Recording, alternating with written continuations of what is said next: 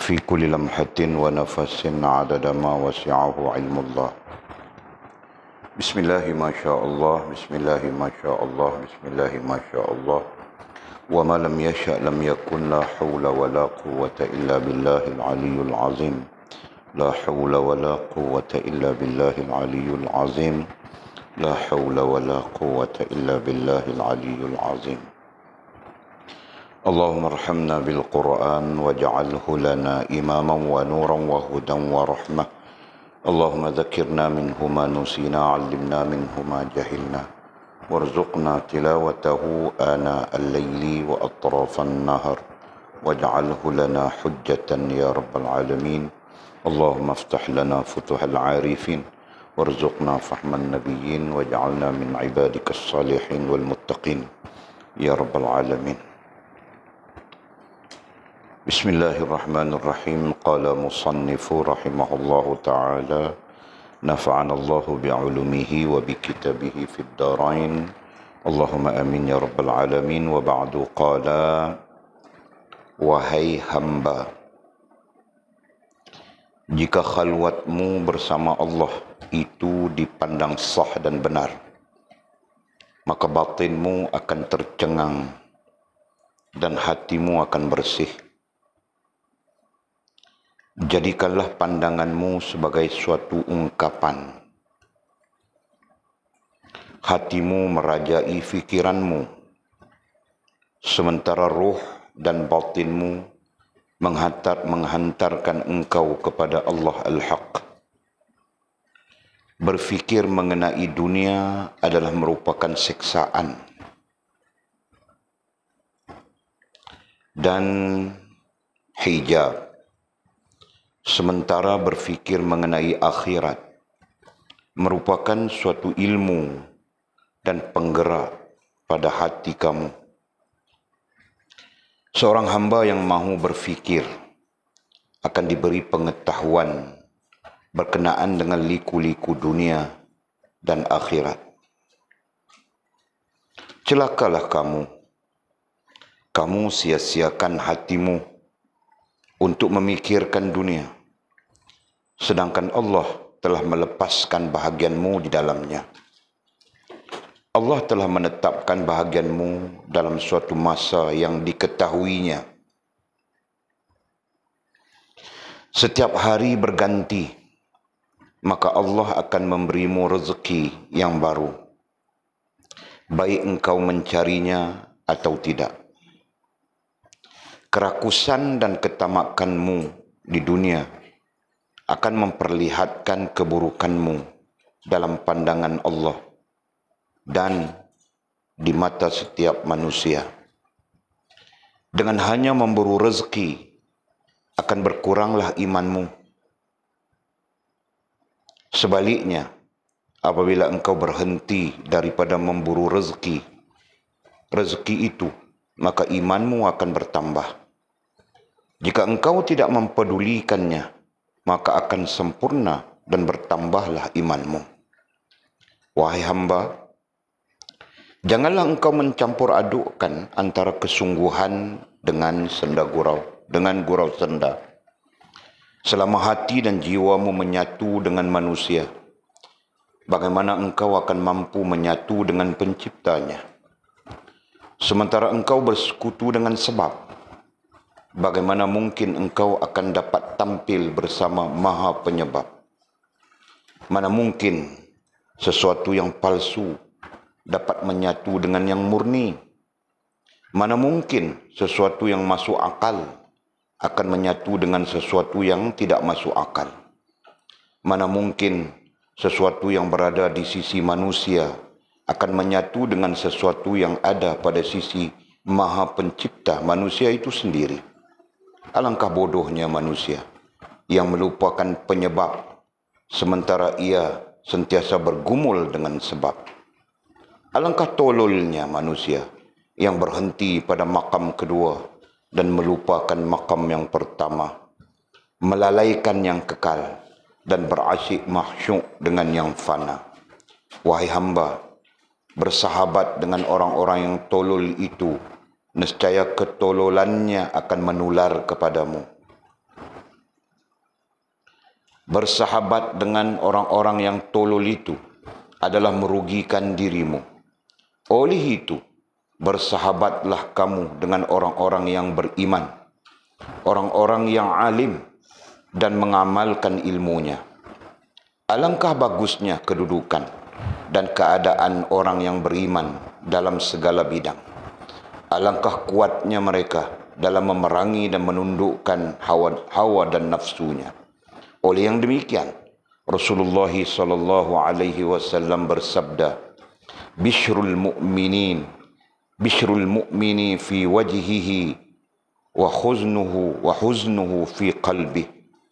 Maksudnya, kegembiraan orang mukmin itu berada di wajahnya, sementara kesedihannya berada di dalam hatinya. Ini adalah sebagai petanda akan kekuatan jiwa mereka, yaitu mereka mampu untuk menampakkan kegembiraan di wajah mereka. Sebaliknya, mereka juga mampu untuk menyembunyikan kesedihan dan kesusahan antara mereka dengan Allah. Orang mukmin itu banyak bersedih, banyak berfikir, banyak menangis dan sedikit tertawa. Karena itulah Rasulullah sallallahu alaihi wasallam bersabda, "La rahata li mu'minin ghairu liqa'i rabbih azza wa jalla." Maksudnya, tiada kegembiraan bagi orang yang beriman kecuali bertemu dengan Tuhan azza wa jalla. Kemudian kata musannif, orang mukmin itu. Alhamdulillah, alhamdulillah, kita panjatkan setinggi-tinggi syukur pada Allah SWT kerana sekali lagi pada malam yang berbahagia ini secara mingguan kita dapat berkumpul, berhimpun untuk meneruskan pengajian kita merujuk kepada kitab Fathur Rabbani, karya Maulana Mursyid Syekh Abdul Qadir Jailani rahimahullahu ta'ala. Dalam disiplin ilmu tasawuf, mejonya adalah kerohanian, kan? Boleh saja kita menyebut ilmu kerohanian. Mudah-mudahan dengan limpah rahmat Allah Subhanahu wa taala, dengan barakah Nabi kita Muhammad sallallahu alaihi wasallam, dengan barakah Maulana Mursyid kita yang mulia, dilimpahkan kepada kita pengetahuan khasnya terkait dengan kerohanian ini yang nantinya menjadi penghubung penting, penghubung paling penting di antara kita hamba dengan Allah Subhanahu wa taala sebagai Tuhan, di antara kita makhluk dengan Allah Subhanahu wa taala sebagai Khalik, ya. Dan kepentingan ini tidak dapat dinafikan lagi sejauh kita berbincang, sejauh kita mengaji, sejauh kita bermuzakarah. Kita melihat sisi penting hubungan dengan Allah Subhanahu wa taala itu bermula pada rohaniah. Ya, sekira-kira baik rohaniah kita, maka baiklah jasmaniah kita. Bagus rohaniah kita, maka baguslah jasmaniah kita. Berhubung rohaniah kita, maka berhubunglah jasmaniah kita dengan Allah Subhanahu wa taala. Dan ini termasuk juga bagi memenuhi tuntutan ubudiyah, ya, tuntutan ubudiyah, tuntutan kehambaan yang sempurna dalam hidup ini sehingga kita kembali kepada Allah Subhanahu wa taala. Baik. Pada malam yang berbahagia ini kita sambung lagi perbincangan kita. Kita masih lagi berada di majlis kelima. Kita sedang berbincang sebab-sebab, alasan-alasan, punca-punca yang boleh menyebabkan kita sampai kepada cinta Allah Subhanahu wa taala. Ya kan? Nah, jadi sampai kepada cinta Allah Subhanahu wa taala istilahnya adalah sampai. Sampai, kemarin kita berbincang, ya, kemarin kan. Nah, sampai itu istilahnya sangat syubhat. Sampai, hampir, dekat. Nah, semuanya itu istilah syubhat. Boleh menyebabkan, kalau dari sudut akidahnya, boleh menyebabkan kita termasuk di dalam golongan musyabbihah, ya kan? Ada bahayanya di situ. Nah, kemudian para ulama ahli sunnah wal jamaah bertindak mengeluarkan kita daripada istilah syubhah itu kepada bagi menepati makna sampai dekat hampir itu dengan istilah lain yang lebih ilmiah gitu Mizi, ya kan? Nah, apa istilahnya itu? Rantau.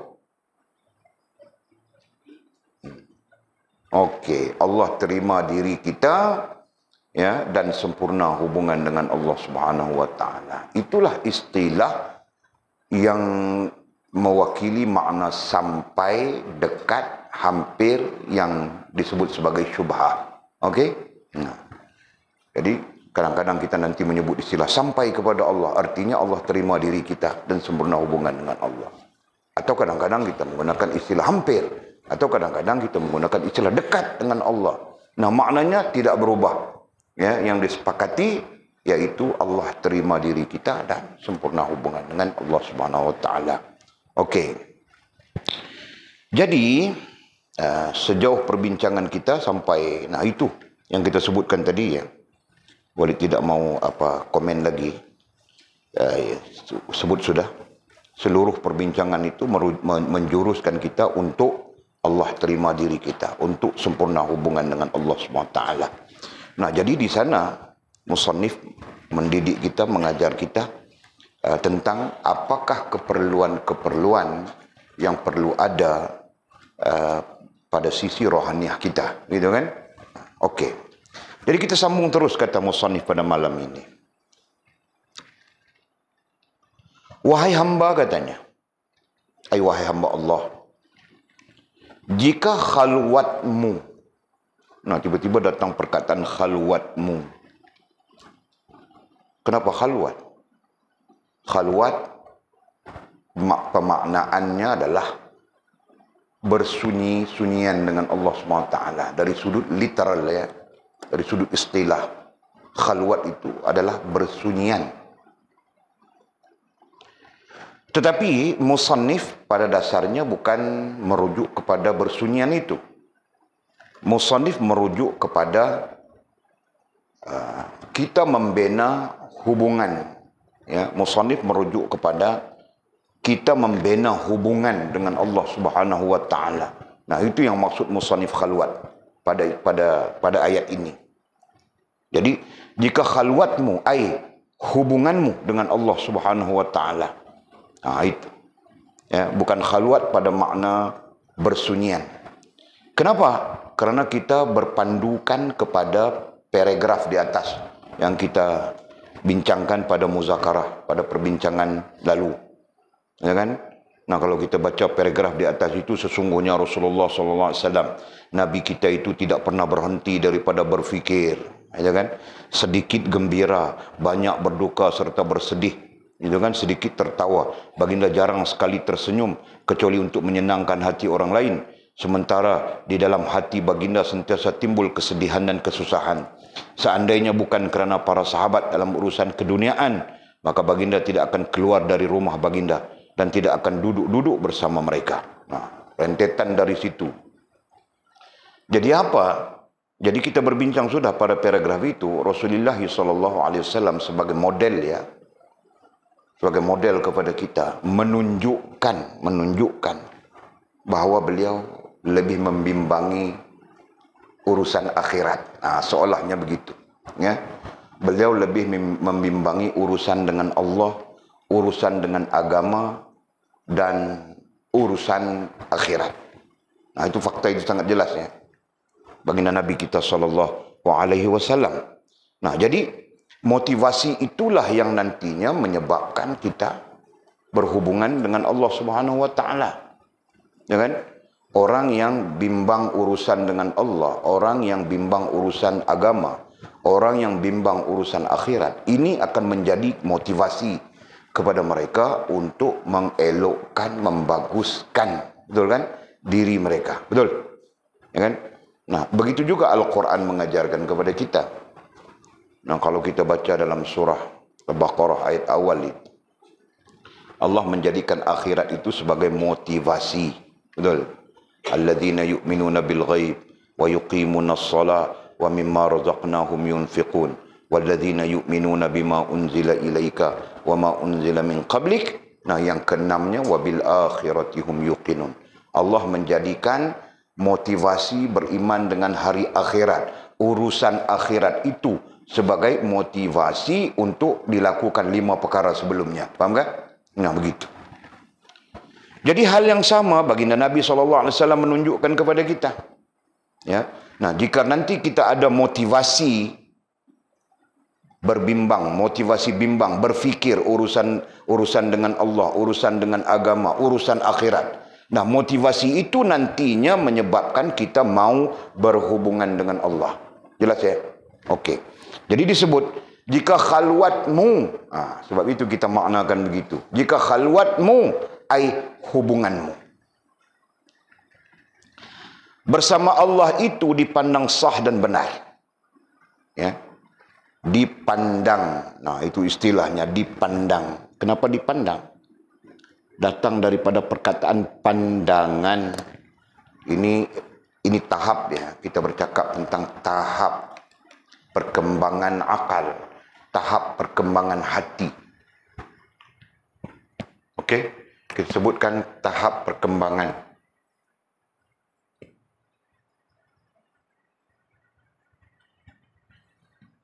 Ini orang-orang kerohanian sangat penting ini. Nombor 1, akal. Nombor 2, hati. Tahap perkembangan akal. Ya, ini kita kirakan posisi pertama. Ya kan? Ataupun tahap pertama. Nah, nanti tahap kedua dipanggil pemikiran. Ya, hati perkembangannya pada tahap kedua dipanggil perasaan, emosi. Kemudian hati pada akal pada perkembangan tahap ketiga dipanggil pandangan. Ya, hati pada perkembangan tahap ketiga dipanggil fahaman. Nah, nanti ada lagi satu. Ini rohaniah. Ini terkait dengan rohaniah ya. Ini rohaniah. Nanti ada terkait dengan jasmaniah. Okey, yang ketiga dipanggil tingkah laku. Tahap kedua dipanggil amalan. Tahap ketiga dipanggil pengalaman.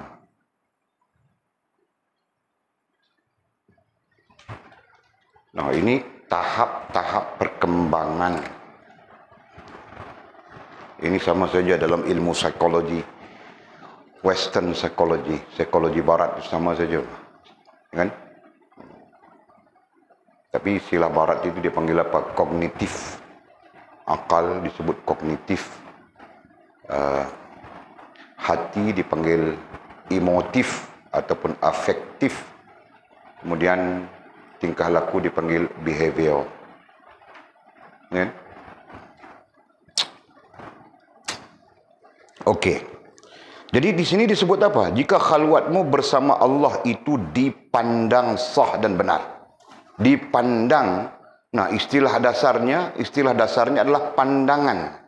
Nah, adapun pandangan itu ada pada setiap orang. Ya kan? Pandangan itu ada pada setiap orang. Masing-masing kita ada pandangan. Kenapa kita ada pandangan? Karena kita ada pemikiran.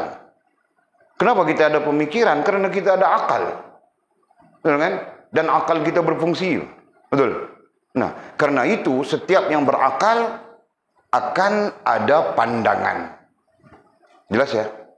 Nah, pandangan apa? Pandangan kita terhadap Allah, pandangan kita terhadap agama, pandangan kita terhadap diri kita sendiri. Nah, itu paling asas. Nah, artinya apa? Artinya setiap kita mempunyai pandangan terhadap Allah. Setiap kita mempunyai pandangan terhadap agama. Setiap kita mempunyai pandangan terhadap diri kita sendiri. Nah, ini tidak boleh dinafikan. Mizi, kau punya pandangan terhadap diri kau sendiri macam mana? Adakah kau seorang yang bagus, Mizi? Nah, kau mesti ada pandangan sendiri kan? Saya seorang yang bagus, Walid. Saya seorang yang soleh. Gitu. Kan? Nah, Walid jangan sebut dulu-dulu ya, dulu-dulu saya buang sudah, sekarang saya soleh sudah. Misalnya. Nah, itu pandangan diri kan. Nah, masing-masing. Paham nggak? Semua orang ada pandangan sendiri. Pandangan. Nah, soalnya pandangan itu benar atau tidak, itu saja. Betul? Hak atau batil, itu saja. Jadi ukuran terhadap pandangan kita itu nantinya hak atau batil. Sama saja. Ya. Ukuran terhadap level pertama ini, ya, pandangan ini kita sebut pandangan ya, hak atau batil, sama saja. Fahaman pun nanti hak atau batil, ya. Pengalaman pun nanti hak atau batil, dua saja, ya kan? Nah, mungkin saja setiap orang ada pengalaman, ada pandangan hak dan batil. Setiap orang ada fahaman yang hak dan batil. Setiap orang ada pengalaman yang hak dan batil. Boleh faham tak? Faham tak Rantau? Nah, Rantau cuba kau cerita pengalaman batil kau.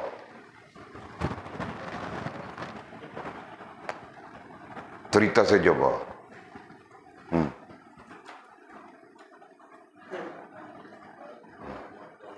Bawa motor laju-laju. Nah, itu pengalaman batil Rantau. Ya kan? Nah, kau cerita pengalaman hak, yang hak. Apa pengalaman kau yang hak? Nah, kau datang belajar di sini bukan pengalaman hak kah? Nah, itu contoh kan? Nah, setiap orang ada itu. Ya kan? Nah, Jul, kau cerita kau punya hati, kan? Yang kemudian di ujungnya tahap fahaman yang hak, fahaman yang batil, kau cerita.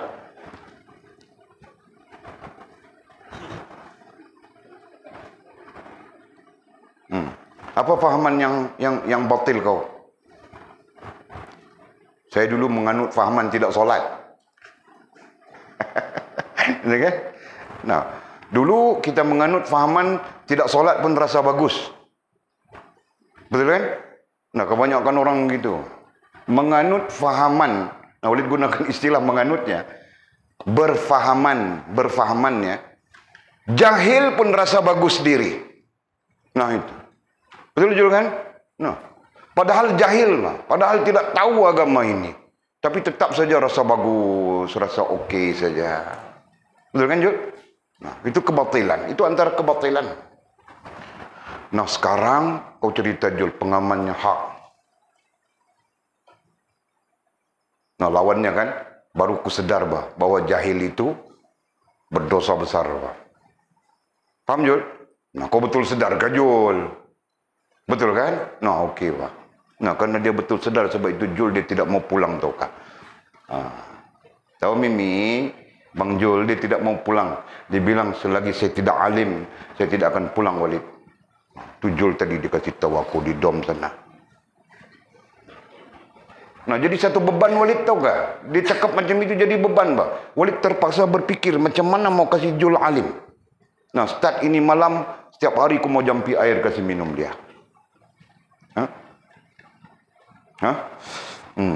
Okey. Nah, demikianlah. Kita bercakap tentang pandangan ya. Kita abaikan yang ini, kita ambil pandangan. Ini kita ambil maklumat secara umum saja. Nah, musannif menggunakan istilah pandangan. Katanya dipandang. Apabila sebut dipandang, itu terkait dengan diri kita sendiri. Nah, bagaimana kita memandang diri kita? Jelas ya? Nah, kalau Walid memandang diri Walid dalam urusan dengan Allah, isu ya, dalam isunya, nah, Walid sangat jauh dengan Allah SWT. Istilahnya, itu kan, masih merangkak-rangkak untuk diterima oleh Allah SWT diri. Nah, kesempurnaan, no, itu lagi jauh. Nah, itu pandangan kan? Masing-masing kita ada pandangan, betul tak? Nah, terserah kita. Pandangan itu nantinya terserah kita. Apa yang menyebabkan kita berpandangan seperti itu? Paham nggak? Nah, Mizi mungkin dia berpandangan dia sekarang makam muqarrabin sudah. Makam muqarrabin tahu nggak? Belum solihin lagi Mizi. Makam muqarrabin sudah itu. Makam keempat. Itu kan Mizi? Nah, dia mungkin berpandangan begitu. Kenapa? Karena saya pelajar Walid. Saya murid. Para ulama mengatakan orang yang niatnya menuntut ilmu atau menjadi seorang murid, kedudukannya sama dengan waliullah sekalipun dia tidak sampai ke makam wali. Nah, Mizi berpegang dengan hujah itu. Kan Mizi? Sekalipun belum sampai kepada makam wali, tapi karena saya seorang murid, nah, saya seperti seorang wali sudah. Nah, misalnya, gitu kan? Nah, Mizi berhak berpandangan begitu, kerana ada ulama yang mengemukakannya. Betul? Dan itu sama sekali tidak salah. Cuma jangan kau syok sendiri saja. Itu. Nanti syok sendiri, perasaan orang panggil. Perasaan itu apa maknanya, Mizi? Rasa dan perasaan yang salah. Itu perasaan. Nah, jangan rasa dan perasaanmu itu salah, yang menyebabkan kau lontarkan pandangan yang salah. Jelas ya? Nah, begitu. Jadi, masing-masing kita ada pandangan. Walid ada pandangan. Semua kita ada pandangan. Tidak kira siapapun kita ada pandangan. Tentang kita dengan Allah. Tentang kita dengan agama. Tentang kita dengan diri kita sendiri. Nah, itu dasar ya. Itu dasar. Adapun nanti pandangan terhadap orang lain begitu, begini, nah itu terbuka sudah. Nah, jadi terkait dengan pandangan terhadap diri kita sendiri ya, jika khalwatmu, hubunganmu bersama Allah itu dipandang sah, nah pandanganmu bagaimana? Dan kau pandang sah dan benar. Sah artinya betul, sah artinya diterima, ya kan? Dan benar. Benar artinya betul, sah artinya diterima. Ya, kita pakai pemaknaan fiqh itu. Ya. Sah artinya diterima, benar artinya betul. Nah, dua-dua istilah itu kita tahu. Nah, jadi sekarang kita pandang diri kita bagaimana? Dalam urusan kita dengan Allah, apakah kita pandang diri kita sah? Apa tadi istilahnya? Diterima, kemudian dan betul, benar, betul. Nah, apakah pandangan kita begitu? Nah, itu maksudnya, paham nggak? Nah, Makcik Ija dia berpandangan diri saya belum sampai kepada diterima oleh Allah misalnya, ya kan? Belum sampai kepada sempurna. Itu dalam urusan dengan Allah. Dalam urusan dengan agama, diri saya belum sempurna dalam melaksanakan perintah, melaksanakan agama, gitu kan? Nah, itu semuanya pandangan. Jelas ya? Nah, jadi kias saja. Nah, jadi kalau tanya Walid contohkan tadi, nah Walid punya pandangan macam mana dengan Allah? Nah, Walid jauh. Walid berpandangan sendiri. Nah, itu pandangan Walid sendiri ya. Aku sangat jauh dengan Allah. Aku sedang berusaha supaya Allah menerima diriku. Nah, adapun sempurna itu aku tidak tahu. Ku andaikan jauh saja. Dalam beragama, nah, Walid mengandaikan bahwa semuanya tidak sempurna. Hanya mengharap Allah Subhanahu wa taala menerimanya. Ya kan? Jika kita melihat dari sudut muhasabah, dosa lebih banyak daripada baik. Apa mungkin semudah itu Allah menerima kita misalnya, ya kan? Nah, itu pandangan, ya. Dosa kita 90%, baik kita cuma 10% saja. Nah, apakah layak kita berada di surga misalnya? Ya kan? Nah, ini pandangan-pandangan yang memang akan bermunculan di dalam diri kita. Oke? Nah. Oke. Jadi katanya, jika khalwatmu, hubunganmu bersama Allah Subhanahu wa taala itu dipandang sah, diterima dan benar. Jika diterima dan benar. Diterima ya, siapa yang menerima? Allah Subhanahu wa taala kan? Nah, jika Allah menerima khalwat kita, hubungan kita dengan Dia. Jika benar, jika betul hubungan kita dengan Dia, Allah Subhanahu wa taala. Itu pemaknaan. Maka batinmu akan tercengang. Ini tanda para ulama dalam dalam mensyarahkan kitab ini, mereka mengatakan inilah tanda, ya, inilah tanda khalwat kita, hubungan kita itu betul. Ya, mereka mencatatkan sebagai tanda. Jadi tandanya apa? Maka batinmu akan tercengang, katanya. Dia menyebut batin, ya kan? Kemudian disebutkan hatimu, batin, hati. Batin itu rohaniyah, gitu kan? Nah, kita mudahkan istilah batin itu dengan makna rohaniyah. Rohaniyahmu akan tercengang, katanya. Nah, apa itu tercengang? Pengaruh kepada tercengang dalam konteks lain adalah melihat sesuatu, betul? Nampak sesuatu, betul? Ya? Nampak hantu, tercengang atau tidak, Jul? Nah, tercengang, Pak. Kan? Nampak apa ya? Yang terbang-terbang itu fairy tale. Nah, itu kan. Nah, kamu orang tidak pernah melihat fairy tale, Pak Walid melihat sudah. Ya betul. Nah, Walid pun tercengang saja. Jadi itu tercengang, kan? Artinya kita nampak dan kita tercengang. Pengaruh kepada tercengang itu adalah nampak, betul? Paham kan? Nah, adapun nampak itu ada 3 keadaan. Yang kita belajar sudah. Baru lepas saja kita belajar Makcik Ijah, kan? Nah, apa 3 keadaan itu? Mana Siatul? Nah, dia orang baru pulang, Pak. Kita mana beli tanya-tanya, nanti marah dia orang. Tuh.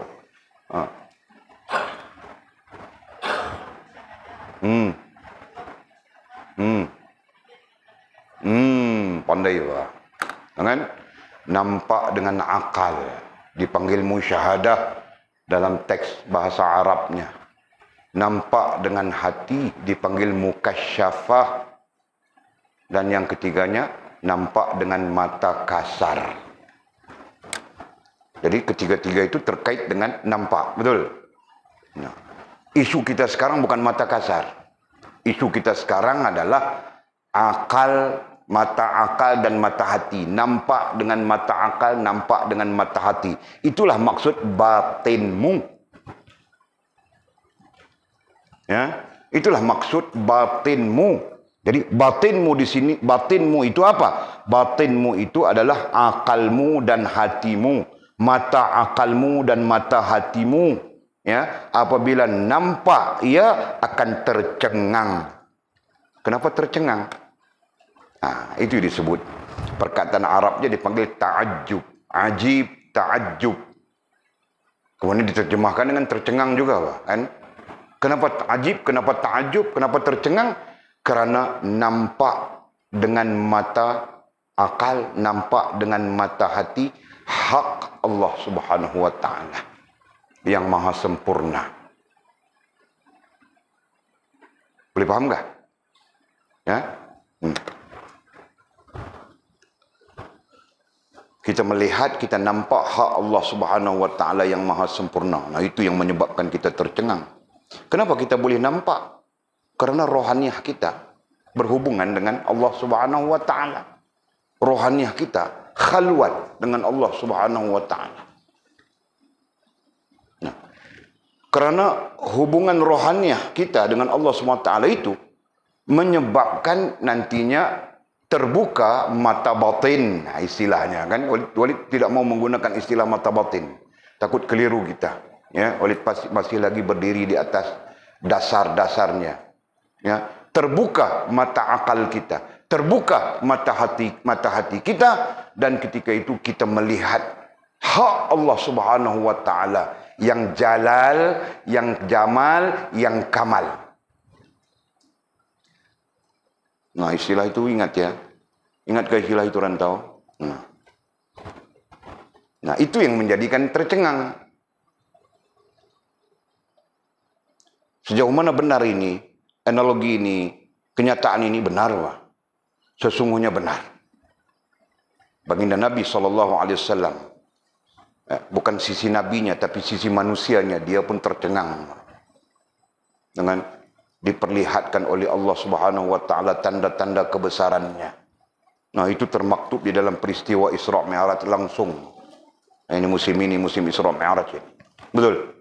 Subhanalladzi asra bi'abdihi lailan minal masjidil haram minal masjidil aqsa alladzi barakna haulahu linuriyahu min ayatina. Linuriyahu, karena kami mau menunjukkan kepadanya, min, daripada ayatina, tanda-tanda kebesaran kami, kata Allah Subhanahu wa taala. Ya, Allah mau tunjuk kepada Nabi tanda-tanda kebesarannya. Kenapa tanda-tanda? Nah, tanda kan ditunjuk melalui tanda. Sama saja seperti kita juga kan, kita melihat melalui tanda. Tandanya apa? Langit. Tandanya apa? Bumi. Tandanya apa? Tanda apa yang tercipta, yang ada di sekeliling kita. Nah, itu tanda. Betul kan? Bagi orang yang melihat dengan akal, bagi orang yang melihat dengan hati, nah mereka akan melihat itu tandanya. Jalal, jamal, dan kamal Allah Subhanahu wa ta'ala. Nah, bagi orang yang buta, dengan buta, adapun yang buta itu bukanlah mata mereka, tapi yang buta itu apa yang ada di dalam hati mereka, kata Allah. Berarti buta hati, gitu kan? Nah, orang yang buta hati, langsung dia tidak melihat, langsung dia tidak nampak langit, bumi, perselisihan malam dan siang, dan segala-galanya yang ada di depan mata. Nah, itu tanda jalal, jamal, dan kamalnya Allah Subhanahu wa ta'ala. Betul? Oke, jadi Musannif langsung bercakap tentang hubungan. Jadi, kalau hubungan kita itu diterima oleh Allah dan betul, maka mata akalmu dan mata hatimu akan tercengang. Kenapa tercengang? Karena mata itu melihat keajaiban. Nah, kita boleh sebut keajaiban saja kan? Karena mata itu nantinya melihat keajaiban Allah Subhanahu wa taala dalam apa ya? Dalam bentuk jalal, jamal, dan kamalnya. Jelas? Oke. Dan hatimu akan bersih. Nah, apabila mata akal kita nampak, apabila mata hati kita melihat, mata akal kita melihat, mata hati kita melihat jalal, jamal, dan kamalnya Allah Subhanahu wa taala, nah itulah yang akan membawa kepada hati kita bersih. Hati, air rasa dan perasaan kita bersih. Kenapa disebut bersih? Nah, keluar segala kotoran. Itu istilahnya ilmu tasawuf kita pakai ya. Keluarlah segala kotoran dalam kotoran yang menempat di rohaniah kita, di hati kita, di rasa dan perasaan kita. Kotoran itu ada kalanya bernama syirik. Kotoran itu ada kalanya bernama nifak. Kotoran itu ada kalanya bernama fasik. Nah, keluar dari kita. Jangan syirik keluar daripada kita. Nampak sudah yang namanya jamal, jalal, jamal, kamal. Nah, kita akan tinggal yang lain. Betul kan? Nampak sudah jalal, jamal, kamal. Kita meninggalkan nifak. Ya kan? Nampak sudah dengan akal, dengan mata akal dan mata hati. Jalal, jamal, kamal Allah SWT. Kita akan meninggalkan fasik. Betul? Nah, jadi kesimpulannya, orang yang tidak meninggalkan syirik, orang yang tidak meninggalkan nifak, orang yang tidak meninggalkan fasik adalah kerana rohaniah mereka kotor. Paham kan? Nah, jelas itu sudah. Jadi, disitulah kenapa dan mengapa para ulama kita ya, ahli sunnah wal jamaah sangat menekankan, khususnya kalau dari sudut ilmu, dari keilmuan disiplinnya ilmu tasawuf, sangat menekankan pembersihan rohania, sangat menekankan pembersihan hati. Nah, itu kerana itu, paham tak? Jadi kesimpulan lagi kita tambah, syirik tidak akan terlepas daripada kita sehingga kita melihat dengan akal dan hati, jalal, jamal dan kamal Allah SWT. Nifak juga tidak akan terlepas, terbebas daripada kita. Sehingga kita menyaksikan, nah itu istilahnya, menyaksikan jalal, jamal dan kamal Allah SWT. Demikian juga fasik. Fasik juga tidak akan terlepas, melainkan kita menyaksikan jalal, jamal dan kamal Allah SWT. Hanya saja penyaksian itu dalam 3 tahap. Okey? Penyaksian itu dalam 3 tahap. Pertama, penyaksian dengan ilmu. Kedua, penyaksian dengan akal. Ketiga, penyaksian dengan hati. Okey? Nah, ini istilah-istilah yang nanti kita pakai banyak ini. Penyaksian. Ya, penyaksian ini mewakili makna musyahadah mukasyafah sudah. Satu dengan ilmu, kedua dengan akal, ketiga dengan hati.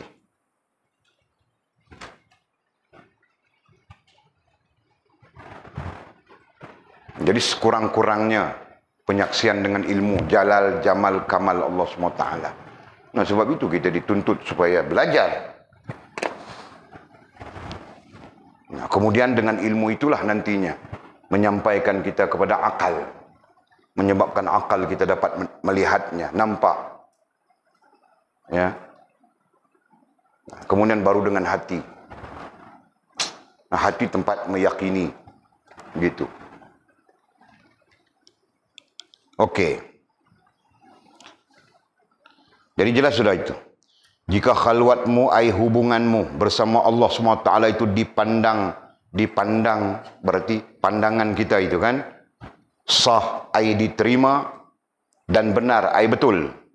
Maka batinmu, mata akalmu dan mata hatimu, dengan penyaksianmu, nah, boleh dhabit itu, akan tercengang. Nah, kenapa tercengang? Didhabitkan karena melihat jalal, jamal dan kamalnya Allah SWT. Dan hatimu akan bersih. Nah, ketika itu hatimu, hati kita akan bersih. Kenapa bersih? Karena terkeluar dari hati kita syirik, terkeluar daripada hati kita nifak, terkeluar daripada hati kita fasik. Mungkin saja terhimpun ketiga-tiganya dalam diri kita. Mungkin saja 2, mungkin saja 1, mungkin saja bersih, ya, seperti mana kita sebutkan. Begitu. Dengan limpah rahmat pertolongan Allah Subhanahu wa taala.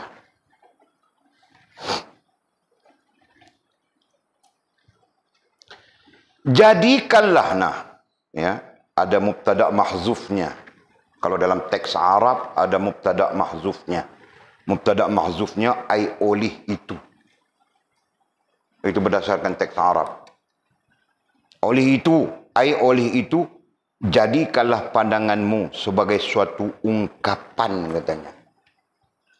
Ya, oleh itu, oleh itu, jadikanlah. Nah, jadikanlah berarti satu tindakan, kan? Jadikanlah di situ berarti ini ayat bertindak. Ayat apa dia panggil? Ayat aktif. Ya kan? Nah, perlu ada tindakan, perlu kita bertindak. Bertindak apa? Untuk menjadikan pandanganmu sebagai suatu ungkapan. Supaya pandangan kita menyebut pandangan dari awal, ya. Supaya pandangan kita nanti ini menjadi satu ungkapan. Ungkapan ataupun, nah, boleh saja kita sebut maklumat, boleh saja kita sebut ilmu. Ya. Supaya pandanganmu ini nanti menjadi ungkapan yang menunjukkanmu kepada Allah Subhanahu wa taala. Nah, mau sebut apa di situ? Ya, pandangan kita menjadi nah, ada setengah ulama menggunakan istilah nur. Ya.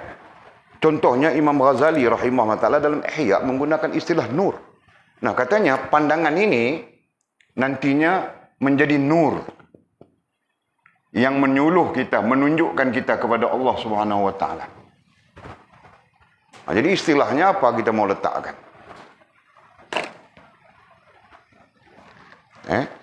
Di sini disebut ungkapan. Ini terjemahannya. Jadikanlah, ai oleh itu, jadikanlah pandanganmu. Jadikanlah artinya bertindaklah. Ya, bertindaklah, berusahalah. Itu. Jelas Mizi? Nah, jangan kita biar saja keadaan itu berlarutan. Nah, akhirnya mau mati sudah. Orang pun cakap mati sudah. Belum sampai keadaan-keadaan yang sepatutnya sampai. Memang eh? Nah, kena biar aku biar. Sedar umur 54 tahun sudah. Orang, aku belum cakap mati, orang cakap aku mati sudah. Tengok. Nah. Kamu orang tidak dengar kah? Orang bilang Walid mati sudah. Heboh satu dunia. Bukan Bukit Telambau saja, satu dunia. Ya kan? Kenapa? Karena membiarkan. Kita membiarkan akal kita tidak mengungkapkan kepada kita apa yang baik, apa yang hak, apa yang batin. Kita membiarkan hati kita. Sampai-sampai hati kita tidak mengungkapkan kepada kita apa yang hak, apa yang batin. Biar saja syuk saja misalnya. Itu contoh ya. Jadi hakikatnya apa? Hakikatnya akal dan hati itulah yang mengungkapkan kepada kita. Walid ajar sudah tentang ini. Ya. Dipanggil apa? Sesuatu yang menggerakkan akalmu dipanggil apa, Mizi? Dipanggil taufik. Nah, nampakkah? Sekarang cantum saja. Ya. Nah, taufik itu adalah ungkapan akalmu. Jelas, Jul? Taufik itu juga adalah ungkapan hatimu. Dia bercakap-cakap dengan dirimu. Hoi, kau tidak tahukah kau mampus sudah? Nah, contoh. Dia bercakap begitu. Ya kan? Nah. Jadi Walid ulang ya. Taufik itu adalah ungkapan akalmu. Menggerakkan akalmu. Aku ini belajar pondok, bah. Tapi nampak awet saja baling kopiah dalam bak raga motor. Wajarkah begini? Bercakap kan? Ungkapan akal itu bercakap dengan kau sendiri. Paham ini? Nah, aku contoh saja. Ini tidak berlaku pada kau, bah. Aku dulu begitu, bah. Waktu-waktu ku handsome. Sekarang pun ku masih handsome lagi, Mizi. Taukah? Kan? Cabut kopiah, cabut serban, masuk dalam bakul. Nampak awet. Nah, awet jauh sudah, pakai balik. Kan? Nah, jadi bercakap. Ya, akal kita mengungkap, wajarkah begini? Patutkah begini? Kenapa aku perlu malu dengan dia? Kenapa aku perlu takut? Akal mengungkapkan itu. Dan hati pun mengungkapkan juga, Pak. Nah, tapi hati lebih mengungkap dari sudut rasa, gitu kan? Paham nggak? Nah, itulah ungkapan. Jadi, kata musannif, jadikanlah oleh itu, jadikanlah. Nah, berarti bertindaklah. Ya, benalah, bentuklah pandanganmu. Nah, kita bentuk pandangan kita. Kita bina pandangan kita. Supaya pandangan kita itu nanti hak, berada di dalam keadaan yang hak, bukan batil. Paham gak, Mizi? Nah, Walid pernah berpandangan batil. Itu yang ku cerita tadi. Nampak awet saja ambil kopiah baling dalam raga. Itu batil sebenarnya. Betul kan?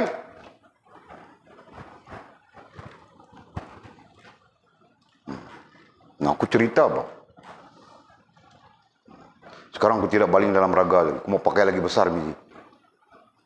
Kenapa? Karena baru ku nampak, Pak, betapa sunnah itu menjaga kita. Tahukah? Paham, Mizi? Nah, sunnah itu menjaga kita, Pak Mizi. Kau pakai serban saja, serban menjagamu. Tahukah? Jangan main-main. Sunnah itu menjaga kita. Nah, ketika serban ada di atas kepala, kau mau buat tidak elok pun kau pikir banyak kali. Tahukah? Nah, nanti orang cakap bukan-bukan. Kan? Kalau cakap tentang kita buruk, kita tidak apa. Tapi orang cakap sunnah itu nanti. Pakai saja serban. Nah, orang hina sunnah kan? Nah, kita pun tidak jadi, Pak. Tadi rasa mau segeram sudah. Tapi serban ada atas kepala, kita pun relax. Paham sih? Nah, sesungguhnya sunnah, sesungguhnya syariat, nah itu menjaga kita. Jelas ya? Katanya, oleh itu jadikanlah pandanganmu sebagai suatu ungkapan. Ungkapan? Macam mana menterjemah ungkapannya? Berarti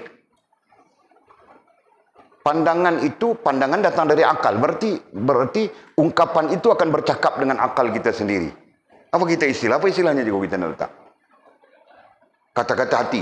Boleh? Ya, kata-kata akal, kata-kata hati, ungkapan, kata-kata akal. Akal berkata-kata. Pandai-pandai lah. Aku pun tidak tahu meletak. Kan? Dan sesungguhnya itu benar. Ya. Nanti kita akan kaitkan dengan ilham, dengan apa. Nah, baru kita tahu bahawa betulkah ilham. Kan? Betulkah ilham daripada Allah. Ataupun bisi-bisikan syaitan saja, nafsu saja. Okey. Hatimu merajai fikiranmu. Nah, termasuk jadikan tadi. Termasuk bertindak tadi. Ya. Pandanganmu menjadi ungkapan, bercakap dia, berkata-kata dia. Hatimu merajai fikiranmu. Di samping hati itu menjadi raja. Maksudnya ada komunikasi di antara akal dengan hati. Begitu. Ya. Hati menjadi raja. Karena itu adalah apa? Itu adalah fitrahnya. Ya kan? Hati menjadi raja. Itu adalah fitrahnya. Ya, hatimu merajai fikiranmu. Nah, itu kita belajar tentang apa ya? Panjang lebar kita belajar sudah itu. Kita belajar tentang tahap akal, tahap hati dalam pengislahan. Ingatkah? Ya kan? Jadi nombor 1, nafsu di atas, akal di bawah nafsu, hati di bawah akal.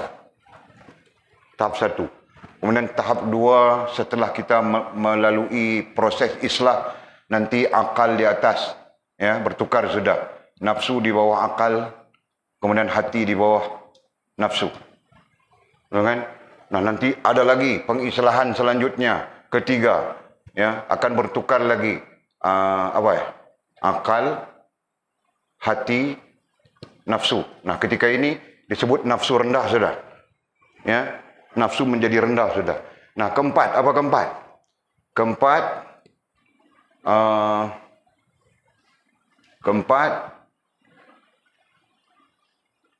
keluar ya. Keempat tinggal akal. Akal dan hati. Nafsu keluar sudah. Ya kan? Berarti tunduk sepenuhnya. Okey, fitrah. Yang kelima. Nah, akhirnya tinggal hati saja. Nah, ketika inilah disebut hati merajai diri. Ketika inilah disebut, jika hatimu baik, maka baiklah seluruh anggota tubuh badanmu, zahir dan batin. Jelas ya? Jadi, posisi-posisi yang membaikkan kita, atau posisi-posisi yang menyempurnakan kita, adalah posisi ini. Ini adalah prosesnya, proses pengislahan. Ya, semua orang bermula dari sini. Semua orang bermula daripada nafsu di atas. Nah, kecuali baginda Nabi Rasulullah SAW. Ya, Nabi-Nabi, Rasul-Rasul. Nah, itu kecuali. Karena mereka memang terpelihara, dipelihara. Itu kan?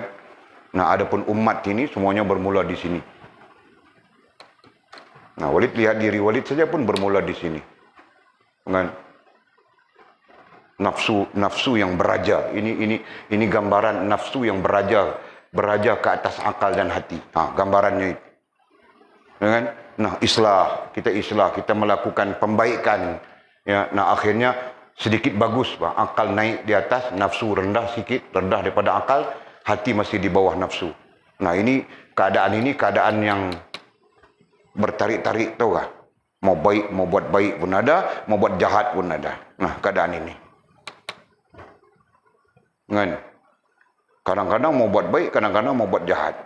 Tapi kadang-kadang pikir buat jahat lebih banyak daripada buat baik. Nah, ini keadaannya. Tahu tak? Posisi ini. Nah, kemudian posisi ketiga, islah lagi. Ya, kita islah lagi, mengadakan pembaikan lagi dengan puasa, dengan zikir dan sebagainya.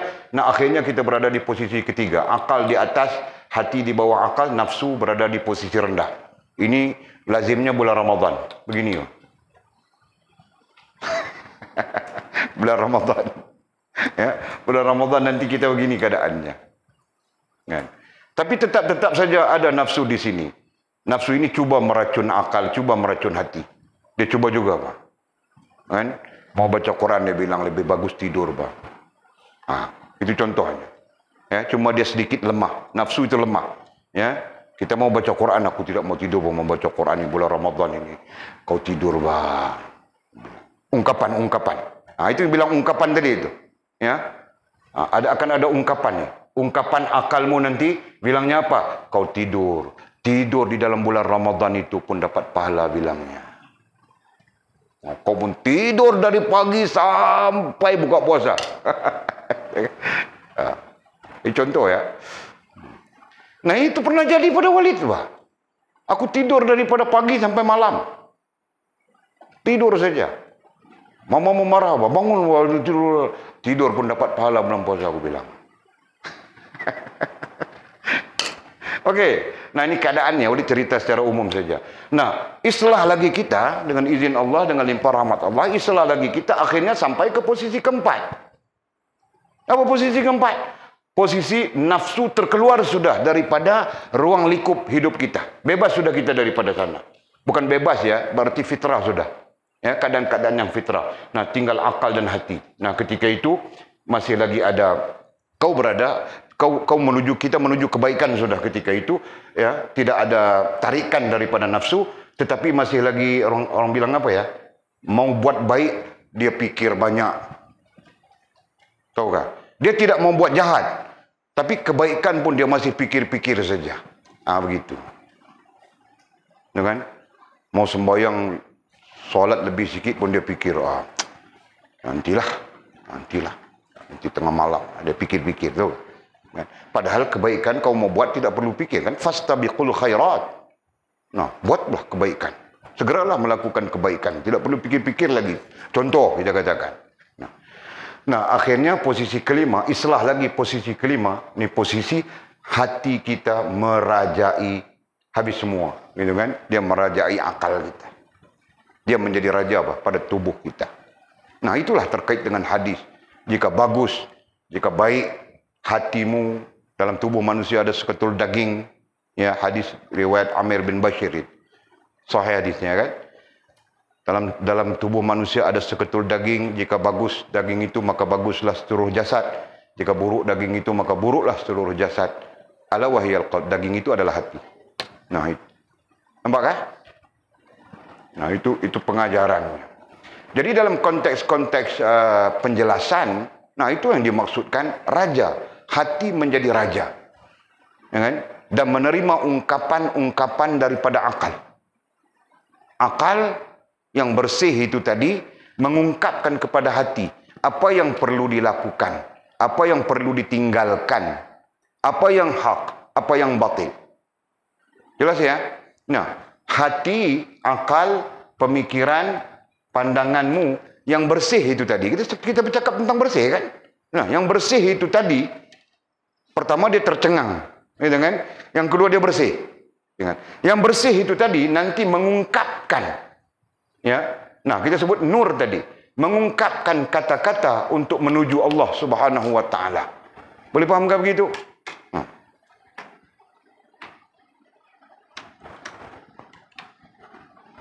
Ini hati, ini akal kita asyik ajak karaoke saja.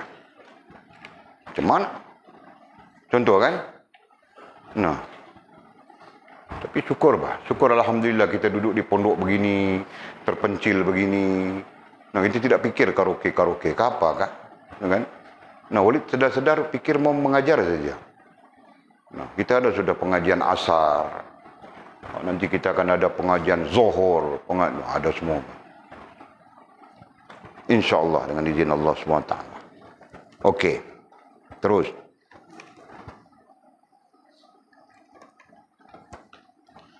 Hatimu merajai fikiranmu, sementara roh katanya. Sementara roh dan batinmu Nah, ini penterjemah ya. Karena penterjemah ini mungkin dia bukan ahli dalam ilmu kerohanian. Jadi dia tidak, mungkin saja ya. Nah, boleh satukan saja. Sementara roh dan batinmu, nah itu pemaknaannya rohaniahmu saja, kedua-duanya. Sementara roh dan batinmu, ay rohaniahmu, menghantarkan engkau kepada Allah Al-Haq. Nah, aku tunjuk sudah tadi di sana. Ya. Akal mengungkapkan kepada hati, kan? Nah, kalau ikut di sini ya, akal mengungkapkan bicaranya, tuturnya kepada hati, kan? Nah, hati inilah nanti menghantarmu kepada Allah Subhanahu wa taala, membawamu kepada Allah Subhanahu wa taala, ya kan? Nah, jadi itu makna. Nah, boleh baca lagi sekali. Nah, babit ya. Hatimu merajai fikiranmu, sementara ruh dan batinmu, ay rohaniahmu. Ya, ruh dan batinmu, kita pakai satu saja, rohaniahmu, menghantarkan engkau kepada Allah Al-Haq. Nah, berarti rohaniah kita membawa kita kepada Allah Al-Haq. Nah, itu hak kan? Bukan batil. Jadi, kita sebut di awal tadi, sama ada rohaniah kita membawa kita kepada Allah Al-Haq, atau membawa kita kepada kebatilan. Nah, asasnya sama saja. Ya kan? Jadi, rohaniah kita membawa kepada Al-Haq itu berpunca daripada hubungan kita betul diterima. Ya kan? Hubungan kita dengan Allah SWT diterima dan betul. Itu asasnya, itu dasarnya. Ya kan? Nah, nanti tandanya adalah tercengang kita melihat jalal, jamal dan kamal Allah Subhanahu wa taala. Ya, tandanya itu, dan bersih rohaniah kita daripada syirik, daripada nifak, daripada fasik. Ya kan? Nah, apabila sampai di keadaan itu, maka akan ada ungkapan akal dengan hati. Ada komunikasi di antara akal dengan hati, yang mana nantinya membawa kita, menjadikan rohaniah kita itu sebagai komunikasi antara akal dengan hati, dan sekaligus membaguskan rohaniah kita. Dan apabila rohaniah kita itu menjadi bagus, ya, itulah yang akan menghantarkan kita kepada Allah Al-Haq. Nah, itu apa ya, strukturnya. Boleh sebut secara struktur. Masya Allah. Dengan menghantarkan kepada Allah Al-Haq, boleh saja menghantarkan, ay membawa, itu kan, ay memimpin, ay menuntun kita kepada Allah Al-Haq. Nah, ini nantinya perjalanan kita terfokus. Perjalanan kita terfokus, perjalanan kita betul, perjalanan kita tertumpu. Itu kan? Allah Subhanahu wa taala. Nah, nanti betul, ba inna salati wa nusuki wa mahyaya wa mamati lillahi rabbil alamin. Nah, baru betul. Kan? Jika tidak, kita pun nifak-nifak saja di situ. Mulut mengatakan begitu, tindakan kita lain jadinya.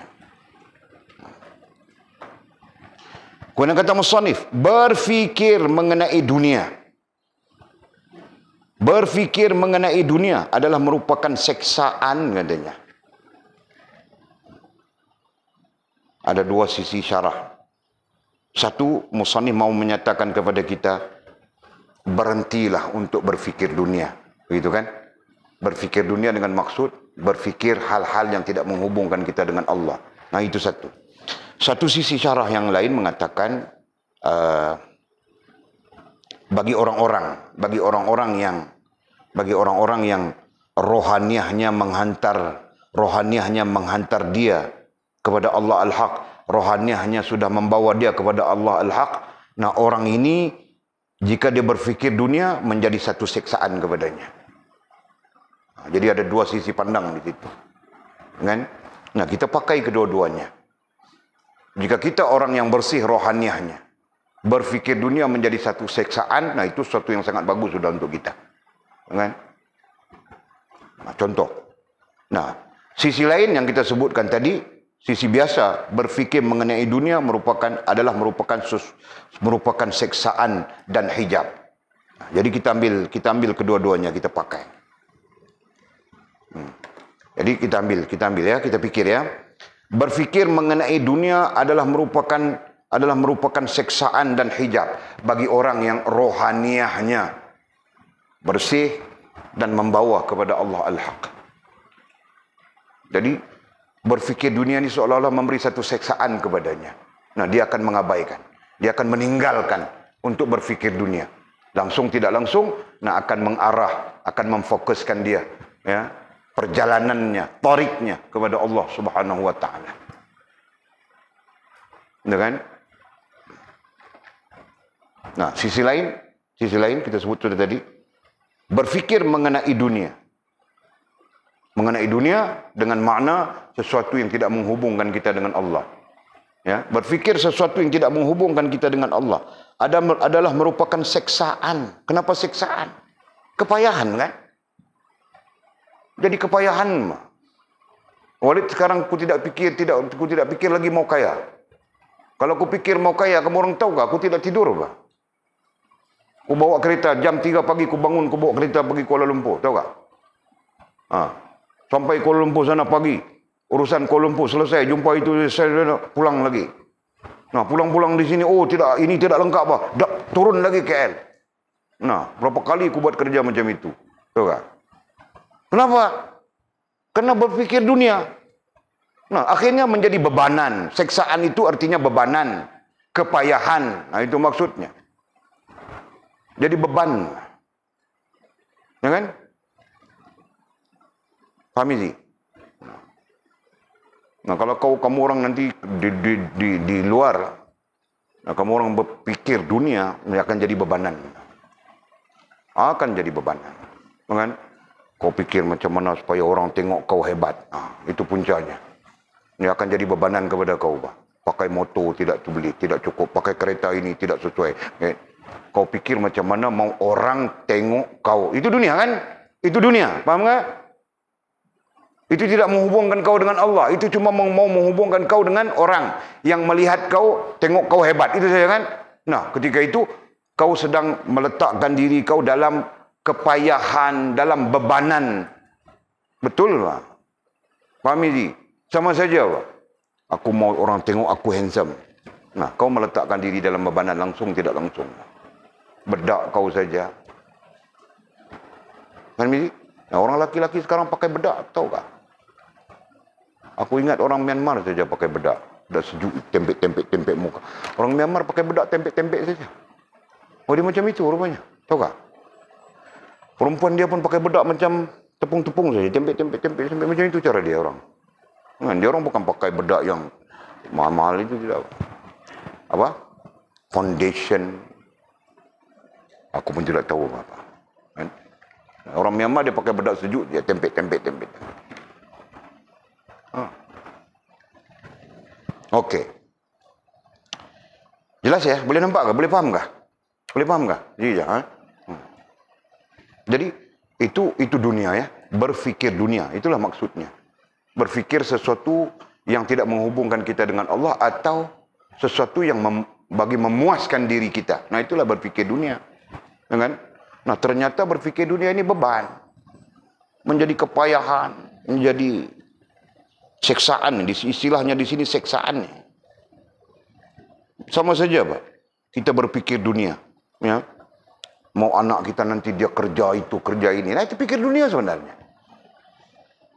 Ya kan? Nah, ketika itu jadi beban kepada kita, Pak. Paham gak, Mizi? Jadi beban. Aku dulu pun kupikir juga, Pak, mau anak aku. Tapi kepala aku lain. Kepala aku pikir mau anak aku ini nanti dia mengajar, Pak. Ya, aku pikir itu saja. Nah, itu pun tidak jadi juga, Pak. Rupanya Allah lebih tahu, Allah lebih mengaturkan. Yang namanya anakku semua hantu-hantu saja. Tidak mau belajar. Anak orang mau belajar, anakku tidak mau belajar. Mau buat macam mana? Ini orang bukan kuda. Kuda pun kalau dia tidak mau minum air, kau pijak dia punya leher. Suruh dia minum air, dia tidak akan minum. Kuda. Ini orang. Tahu tak? Mau buat macam mana? Biarlah. Bolehkah biar? Tidak boleh. Terakhir dalam hidupku aku akan tulis satu kitab, satu buku, insyaAllah dengan izin Allah. Kutujukan khas kepada anak-anakku. Pengajaran, pelajaran yang mereka perlu faham untuk meneruskan kehidupan beragama. Aku akan tulis itu. Dalam otakku sudah rangkanya. Bila? Mungkin ku mati dulu baru tertulis. Wallahualam. Aku niat saja, tahukah? Niat dapat pahala sudah, mudah-mudahan. Okey. Jadi ambil pengajaran. Berfikir mengenai dunia. Sesuatu yang tidak menghubungkan kita dengan Allah adalah merupakan seksaan. Kepayahan. Apa tadi lagi kita sebut? Bebanan. Kadang-kadang kita pun tidak tahu bahawa itu bebanan kepada kita. Ya, dalam kajian mengatakan bila terlalu banyak berfikir, kita akan stres. Stres menyebabkan kita letih. Ada yang mengatakan 3 kali ganda dan ada yang mengatakan 7 kali ganda daripada tindakan fizikal. Letih, tahukah letih? Jadi bayangkan, kita terlalu banyak fikir tentang dunia. Bagaimana stresnya. Kan? Kita tidak banyak fikir tentang akhirat, kan?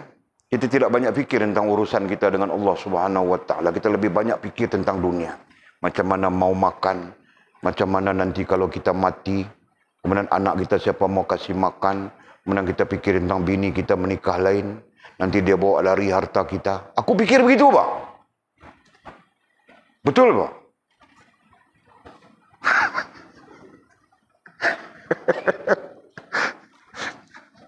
Kadang-kadang aku fikir begitu. Ini mau taruh nama bini lah ini. Mau taruh nama bini, fikir pula.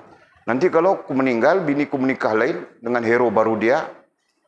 Mesti suaminya itu putar alam. Apa yang ada semua taruh nama dia. Aku fikir begitu, tahu kah? Kenapa? Karena terjadi. Kerana terjadi itu. Memang sudah terjadi. Ya kan? Dia meninggal. Sebelum dia meninggal, dia bercakap macam Walid cakap juga, Pak. Cakap macam Walid cakap juga. Dia meninggal.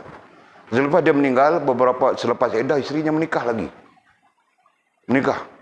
Menikah, si lelaki itu putar alam, semua nama taruh nama dia, tahu kah? Kereta, rumah, semua taruh nama dia.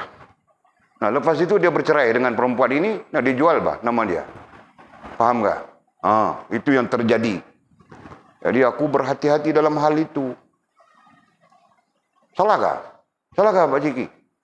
Tak salah kan? Aku berhati-hati saja. Kerana aku ingat hadis Nabi SAW.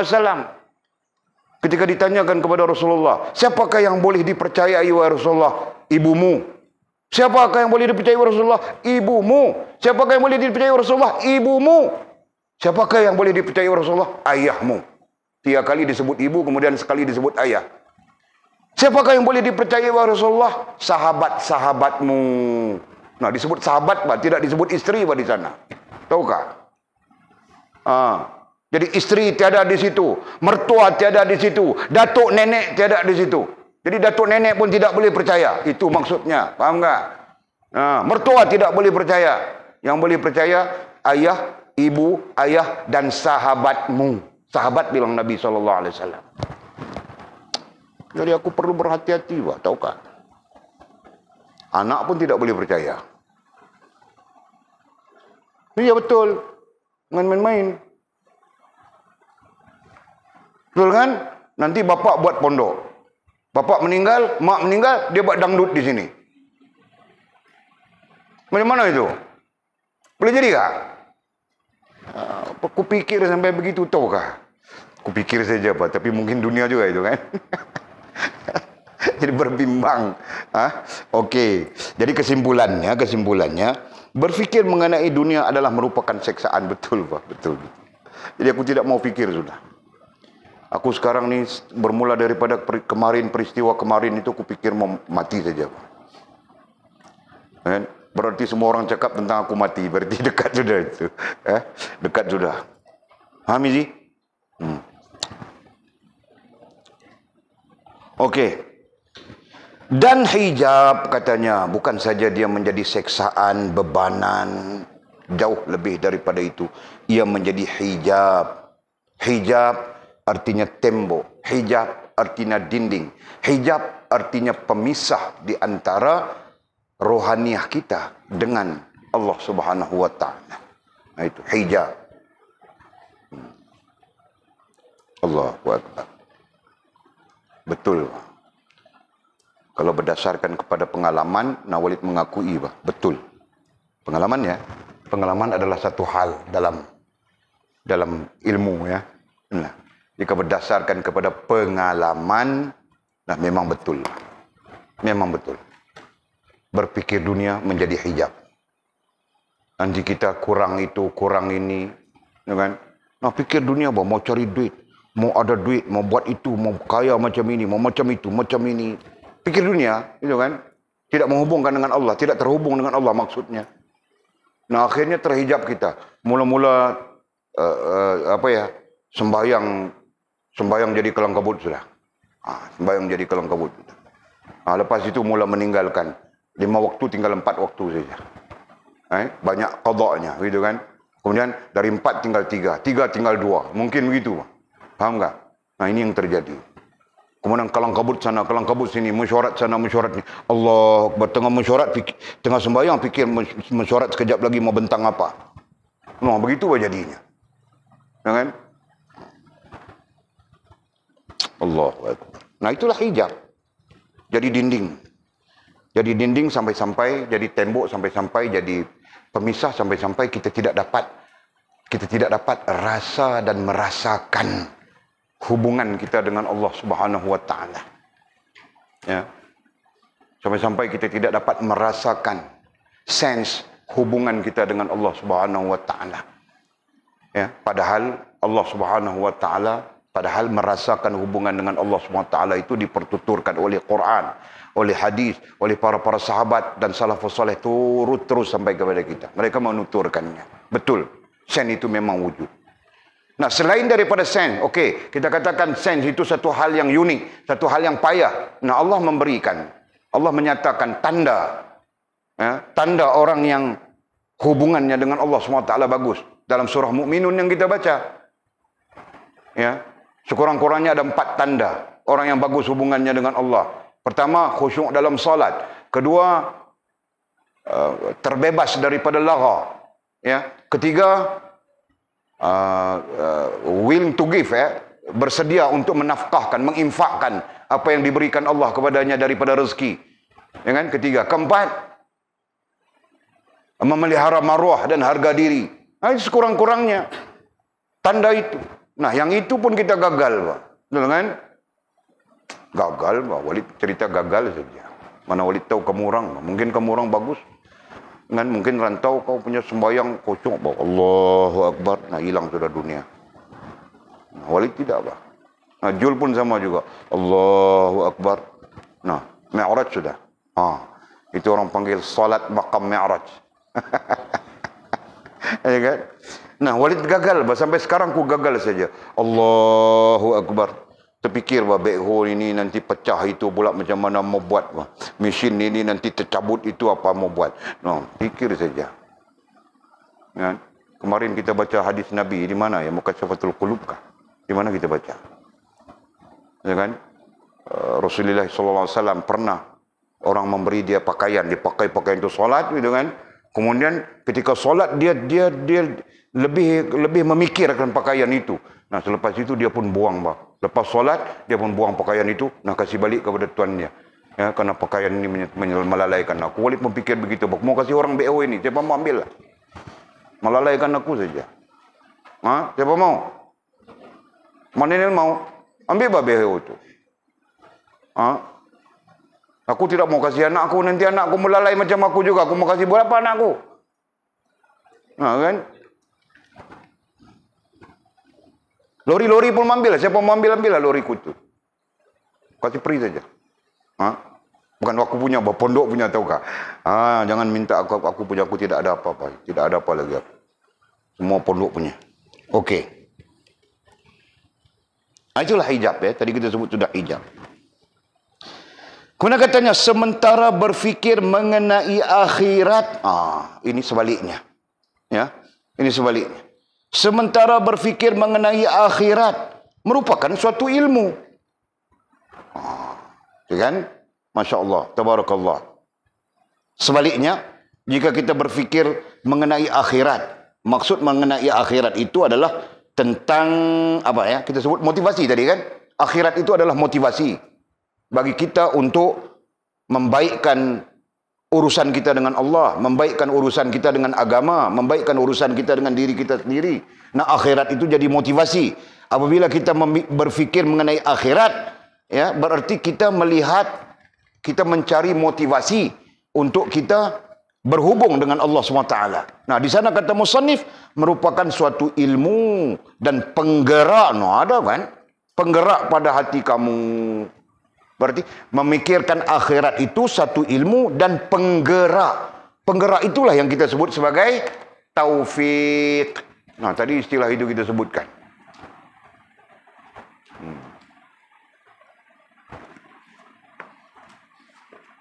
Masya Allah. Betul kan? Ini berarti kita perlu banyak berfikir tentang akhirat kita. Nah, baru nanti dia jadi taufik untuk menghubungkan kita dengan Allah, dengan agama, dengan diri kita sendiri. Ini kita kurang fikir akhirat, Bang. Nah, Walid cakap ini bahasanya muhasabah ya. Kamu orang jangan cuba-cuba mau santau Walid. Nah, Walid ini mengata kami saja, santau. Rantau dia pandai sudah sekarang. Taukah, boleh santau. Bang. Nah, nanti pakat dia dengan Miji, dengan Jul, santau Walid pula. Bang. Okey. Kemudian kata musannif, seorang hamba yang mahu berfikir. Seorang hamba yang mahu berfikir. Kenapa disebut mahu berfikir? Dalam teks Arabnya menggambarkan apa ya? Menggambarkan ada orang yang mau berfikir dan ada orang yang tidak mau berfikir. Menggambarkan itu. Kan? Nah, kita mau jadi orang yang mau berfikir atau menjadi orang yang tidak mau berfikir. Itu terserah kita, gitu kan? Nah, tetapi urusan apa yang kita mau berfikir, tidak mau berfikir, urusanmu dengan Allah, urusanmu dengan agama, urusanmu dengan dirimu sendiri. Ya, jadi kita dalam banyak keadaan kita menyebut urusan dengan Allah, urusan dengan agama. Apakah kita tidak mau berfikir urusan kita dengan Allah dan urusan kita dengan agama? Itu contohnya, ya kan? Nah, motivasinya adalah akhirat. Siapa yang bermotivasikan akhirat, nescaya mereka akan berfikir urusan mereka dengan Allah dan urusan mereka dengan agama. Paham kan? Nah, begitu. Siapa yang tidak ada motivasi akhirat, nah dia tidak fikir bahwa urusan dia dengan Allah, urusan dia dengan agama. Betul? Nah, itu adalah fakta.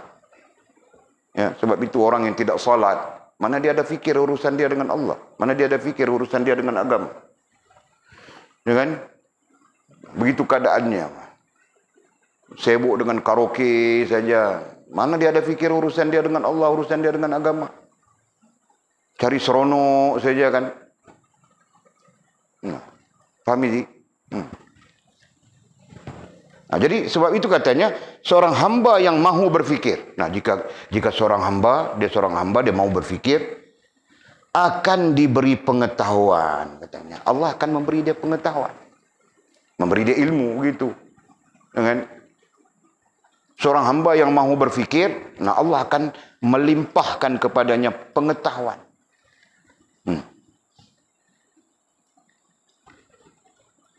Jadi sebab itu dalam apa ya? Dalam disiplinnya, ilmu membawa kita kepada berfikir. Betul kan? Jadi mungkin ada sisi-sisi ya, kalau kita gunakan istilah fikir, ada sisi taufik dan kemudian ada sisi ilmu, ya kan? Ada sisi hidayah. Betul kan? Nah, kita sebut sudah hidayah itu ada 4, kan? Bermula dengan ilmu, betul? Bermula dengan ilmu. Nah, sebelum kita sampai kepada hidayah ilmu, nah kita perlu ada taufik, betul? Itu rentetannya itu. Jadi orang yang berfikir dia akan sampai kepada taufik. Begitu. Nah, taufik itulah nanti membawa dia kepada ilmu. Kepada hidayah pertama disebut hidayah ilmu. Nah, begitu kan? Fikir pun tidak, Pak. Bukan dia tidak ada fikir, dia ada fikir, tapi dia tidak ada fikir urusan dengan Allah, urusan dengan agama.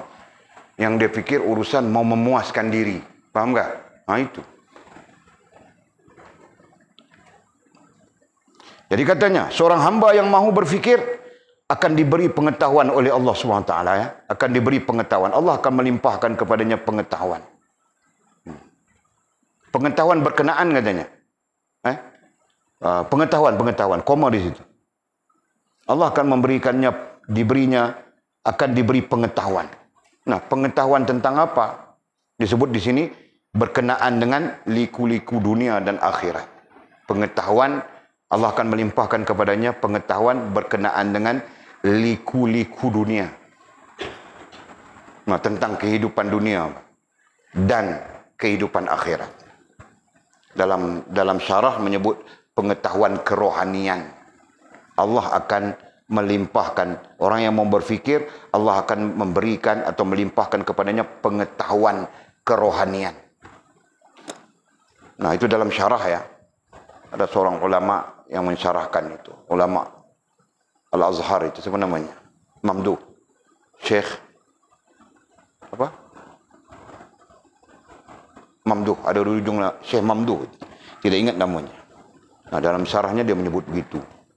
Allah akan melimpahkan kepadanya pengetahuan kerohanian. Khususnya pengetahuan kerohanian itu apa? Khususnya berhubung dengan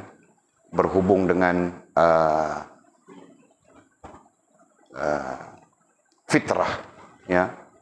Allah akan melimpahkan pengetahuan kerohanian khususnya berhubung dengan fitrah. Nah, karena fitrah itu adalah asasi, fitrah itu adalah dasar, ya kan? Nah, kemudian di sini disebut berkenaan dengan liku-liku dunia dan akhirat. Nah, jadi dengan fitrah itulah nantinya kita melalui liku-liku dunia. Liku-liku berarti hal-hal yang terkait dengan kehidupan dunia dan hal-hal yang terkait dengan kehidupan akhirat. Liku-liku artinya hal-hal terkait dengan kehidupan. Nah, kemudian kata musannif, celakalah kamu. Kenapa? Kamu sia-siakan hatimu untuk memikirkan dunia. Nah, setakat itu saja kita. Ayat terakhir, celaka kita. Kenapa? Karena kita sia-siakan hati kita. Kita sia-sia dengan apa? Sia-sia dengan memikirkan dunia tanpa memikir Allah Subhanahu wa taala. Sia-sia dengan mengutamakan urusan dunia, ya, mengenepikan urusan kita dengan Allah Subhanahu wa taala. Yang kata musannif, wallahu a'lam. Allah, ya Allah. Doa, ya, doa. Mudah-mudahan Allah melimpahkan kepada kita pengetahuan kerohanian ini. Semakin lama, semakin jauh kita berbincang, semakin kita nampak kepentingannya. Mudah-mudahan Allah melimpahkan barakah juga kepada Maulana Mursyid kita Syekh Abdul Qadir Jalani rahimahullah ta'ala. Amin ya rabbal alamin. Ada pertanyaan kah?